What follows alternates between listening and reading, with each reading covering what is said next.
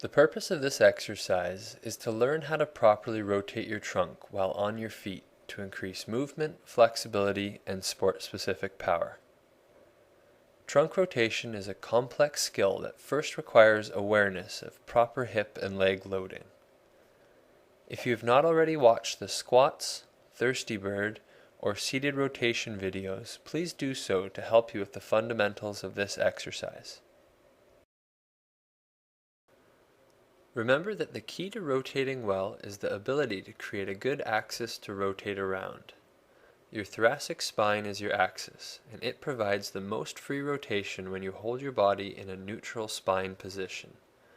This implies a gentle S-curve from your low back up to the base of your skull. There are many common postural deviations from the natural S-curve position, and all of them will result in a decreased ability for the person to rotate well. For detail on this concept, please watch the videos titled "Everything Your Mother Taught You About Posture is Wrong" and "How to Stand."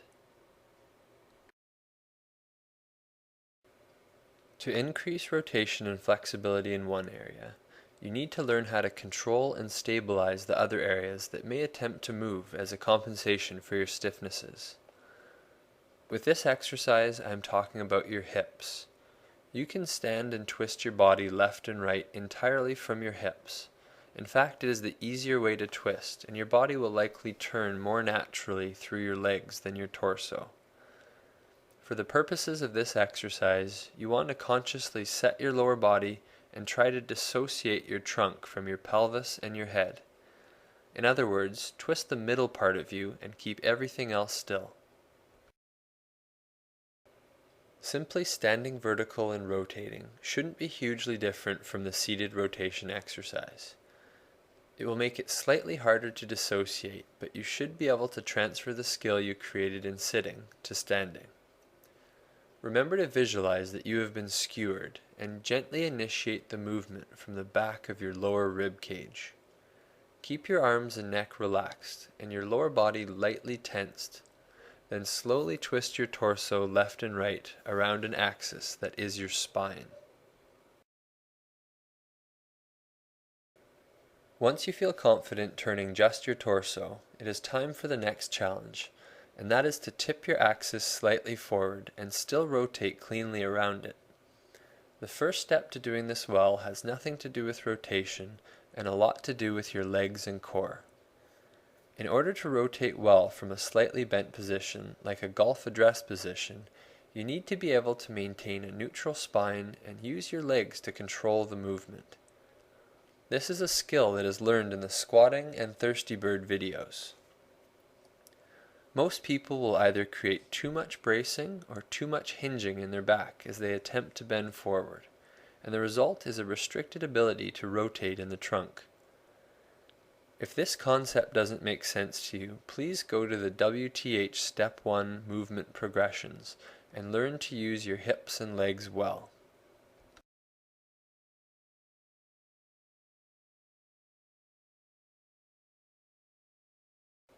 Start by thinking of your feet as two tripods.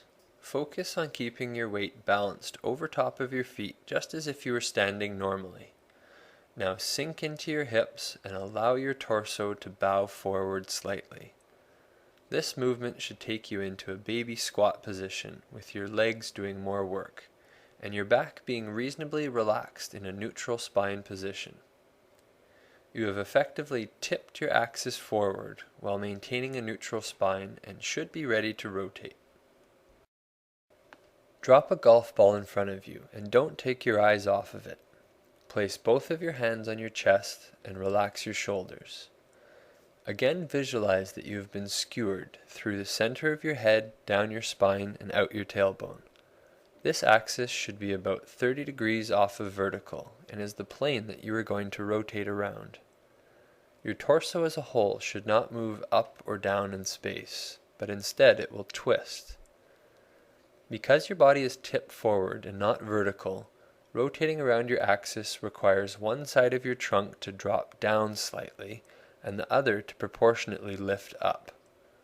For example, when you are rotating your torso to the right, the left side of your trunk will move toward the ground as the right side of your trunk lifts towards the sky, to create a spinning effect around your spine. Your torso as a whole shouldn't actually move up or down, but it helps to think about what each side of your body is relatively doing.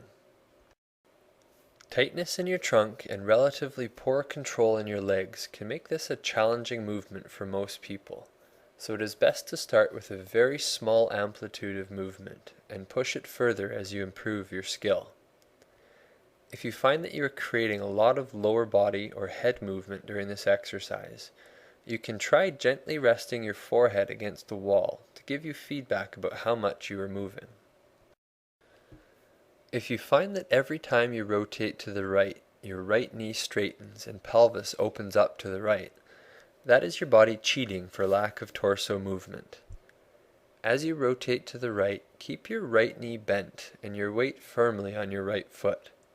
Allowing too much movement in your lower body as you turn will throw you off plane and allow you to avoid the trunk control you are supposed to be working on.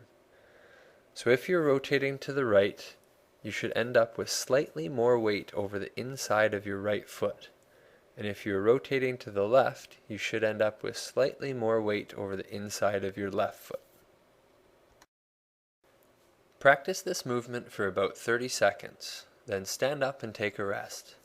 Repeat this exercise 4 to 5 times, paying attention to the quality of your movement and not the quantity of your rotation. You will find that your range of movement will increase as you get better at the skill of rotating well. As you get better at the movement, you can try changing the axis of rotation by tipping further forward, or combining trunk rotation with more advanced leg loading exercises.